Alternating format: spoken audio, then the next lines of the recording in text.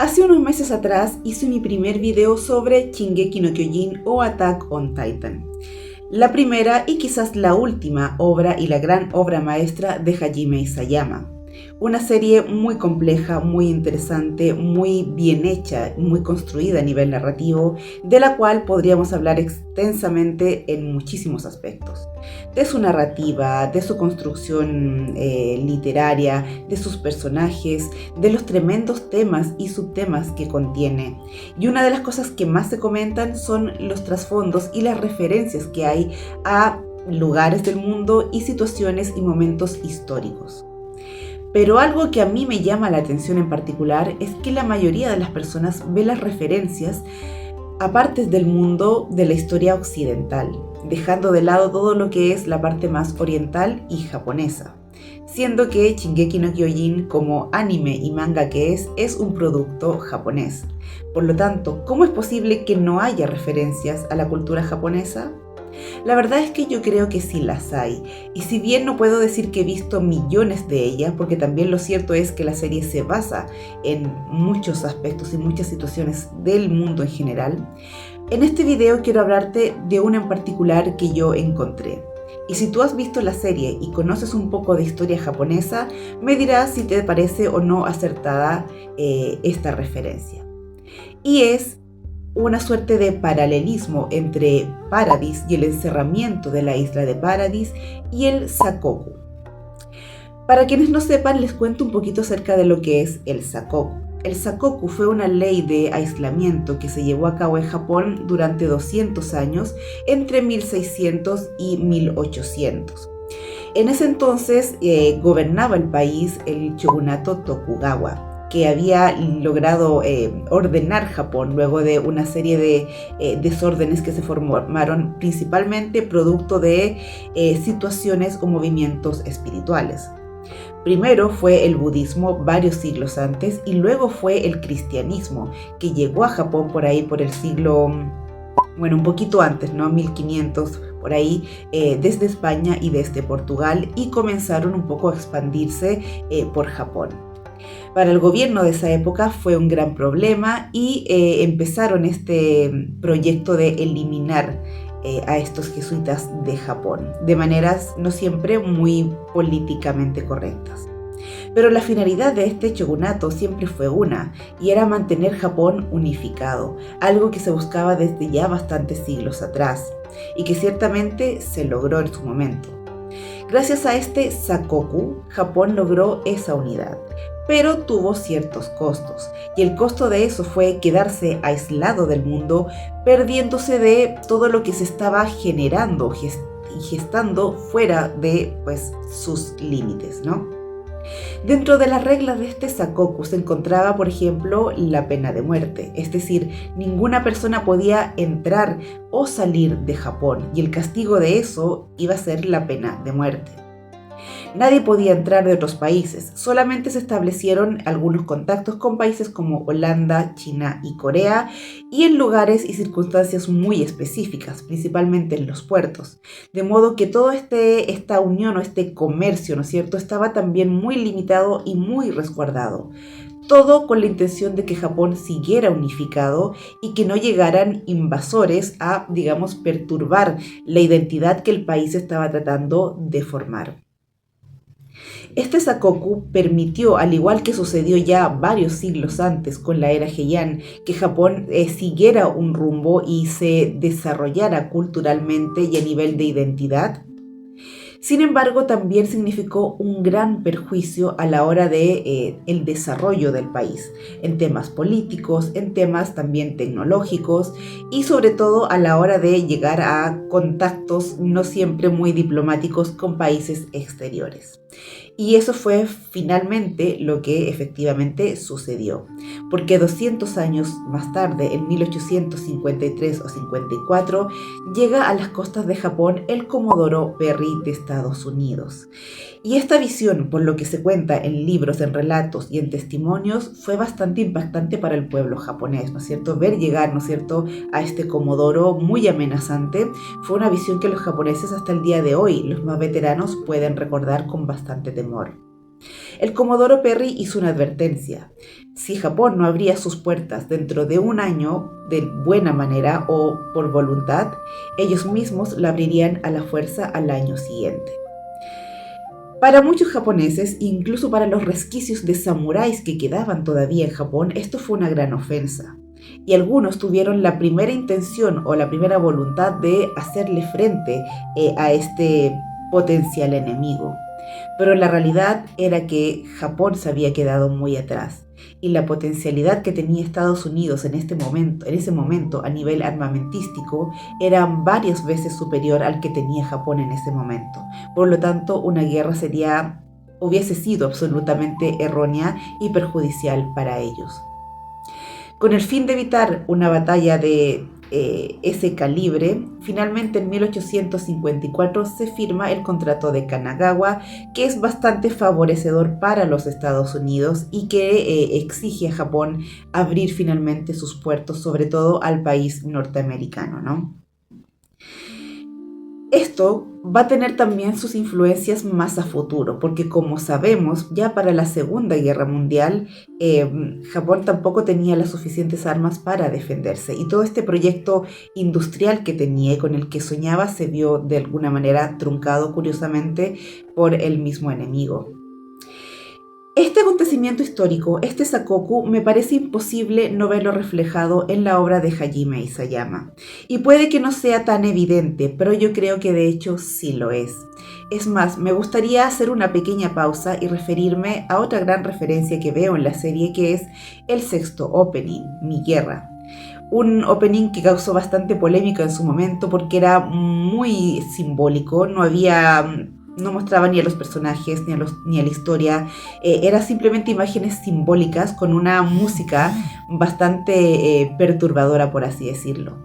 Y el mensaje que entrega ese opening, que por cierto es mi favorito de la serie, es el de la guerra. Y algo curioso es que muestran explosiones grandes.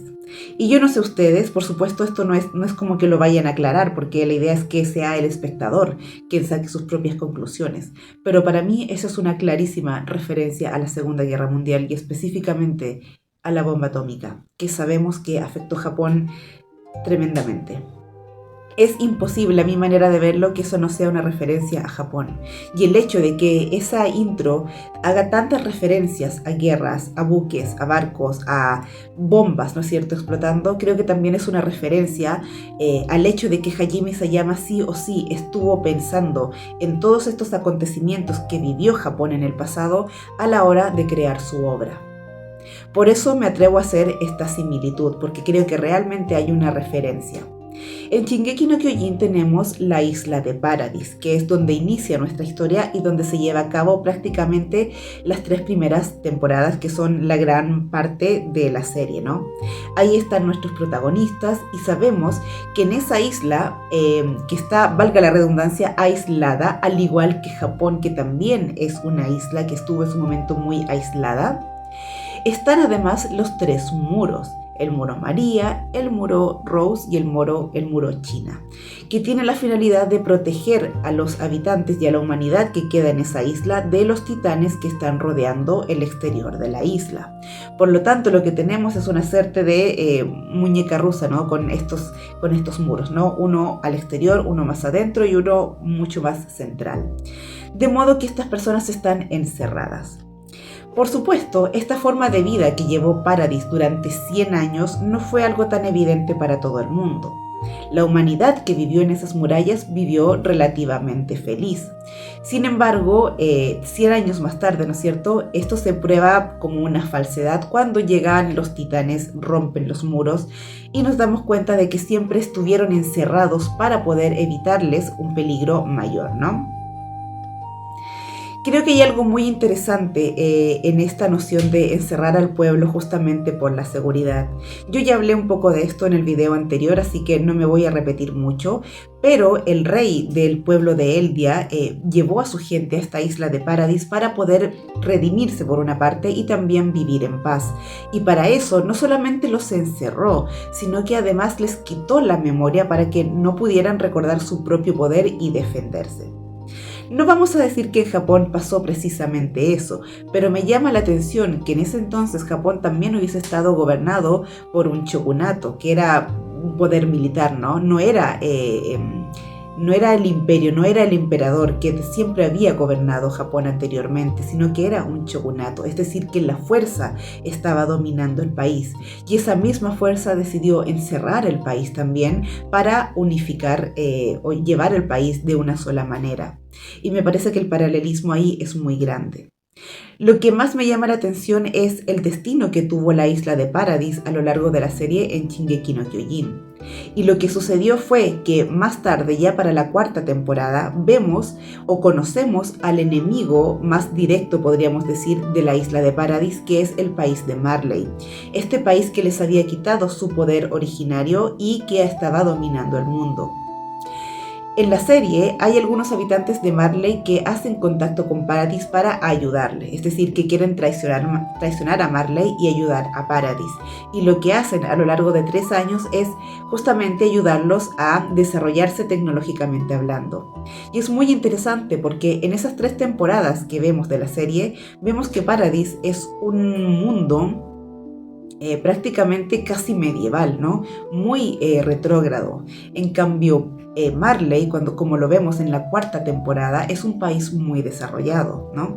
El ejemplo de la fotografía es solo uno de millones que hay, pero la diferencia de desarrollo que había entre Paradis y Marley era increíble. Ambos países existiendo paralelamente, y sin embargo pareciera que estuvieran en épocas completamente distintas. Gracias al contacto con Marley, Paradis supo lo que era la electricidad, pudieron conocer los ferrocarriles, los trenes, las fotografías y pudieron también desarrollarse tecnológicamente y armamentísticamente para poder enfrentar a Marley más adelante. Esto me llama mucho la atención porque aunque no forma parte de la trama principal o no afecta de manera tan importante, sí Isayama nos hace ver que Paradis, al igual que lo estuvo Japón en esa época, estuvo en una desventaja frente al desarrollo de enemigos exteriores, producto de este aislamiento, de este encerramiento que impidió que el país se siguiera desarrollando junto con el mundo exterior. Y esa, si bien es cierto que fue un deseo de mejorar o mantener a salvo el país, también prueba que ni siquiera esa paz, ese encerramiento, ese aislamiento funciona del todo a la hora de permitir el bienestar de la gente. Así como Japón tuvo 200 años de paz, entre comillas paz, Paradis tuvo 100 años también de paz, pero era una paz falsa, una paz que no iba a durar, una paz que no tenía los cimientos correctos, porque tarde o temprano algo logra romper esa estructura. No tenemos el poder de controlarlo todo. Y como nos enseña tanto la historia de Japón como la trama de Hajime Isayama, no hay paz que dure para siempre y no hay encierro que pueda durar para siempre, porque siempre puede llegar algo que rompa, ¿no es cierto?, ese límite y debemos estar preparados para ello. Japón sin duda aprendió de esa lección, espero, y creo que Hajime Isayama lo plasma de una manera bastante particular y muy bien hecha también en su serie. Y este es el paralelismo que al menos yo alcanzo a ver dentro de la historia de Shingeki no Kyojin con la historia de Japón. Como dije, lo más probable es que haya muchas más referencias. Ya mencioné la referencia a la Segunda Guerra Mundial y a la bomba atómica que yo veo en el sexto opening, pero seguramente, y yo creo que muy por cierto, debe haber algunas más. Me gustaría que me dejaras en comentarios qué te pareció esta comparación. Si conoces la historia de Japón y has visto la serie, a lo mejor me podrás decir si te parece o no acertada esta similitud, si hay algún detalle que crees que falta por complementar en esta similitud, o si ves alguna referencia más a la historia de Japón. Por supuesto, si ves otras referencias, puedes dejármelas también. Sabemos que hay muchas referencias a la mitología nórdica y a muchas culturas del mundo más occidental que Hajime Isayama tomó el cuidado de considerar. De hecho, Hajime Isayama es también gran fanático de Juego de Tronos, ¿no ¿no es cierto? La famosa obra de George Martin, y sin duda alguna que hay muchísimas referencias a esa serie, y ahora que lo menciono voy a hacer un video acerca de eso, porque yo tuve una primera impresión muy fuerte cuando vi Juego de Tronos acerca de la referencia que sin duda hay con Shingeki no Kyojin. Bueno, este ha sido el video de hoy. Quería hacer esta comparación. Me venía molestando mucho esto de que no viera referencias a Japón en Shingeki no Kyojin, y quería hacer notar esta que me pareció evidente casi desde el primer momento. Yo te agradezco que me acompañaras en este video, te agradecería que me dieras tu like, tu suscripción, si quieres comentarme, dejarme algún complemento a esta información en los comentarios, será muy bienvenido, y nosotros nos vemos pronto en un próximo video. ¡Chao!